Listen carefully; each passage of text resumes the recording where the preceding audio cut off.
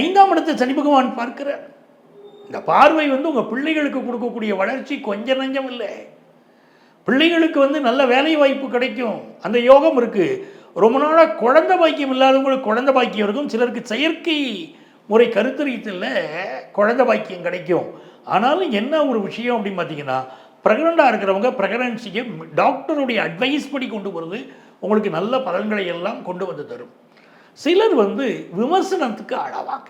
ஏதோ ஒரு தப்பு பண்ணி அந்த தப்பு விமர்சனத்துக்கு ஆளாகக்கூடியதெல்லாம் இந்த காலகட்டத்தில் தான் நடக்குது அப்படிங்கிறத புரிஞ்சுக்கோங்க. அப்போ எந்த ஒரு செயலிலும் நம்ம கூடுதல் கவனமாக இருக்கணும். அதே போல் ஒரு ஆஃபீஸில் உயர் பதவி கிடைக்கக்கூடிய யோகமெல்லாம் இப்போ உண்டு. உயர் பொறுப்பு தற்காலிகமாக சிலருக்கு கொடுப்பாங்க, அப்படிப்பட்ட அமைப்பு இருக்குது. ஹையர் எஜுகேஷன், அதாவது ஸ்கூல் எஜுகேஷன் முடித்தவங்க, +2 முடித்தவங்க ஹையர் எஜுகேஷன் ஒரு எஜுகேஷன் எடுப்பீங்க.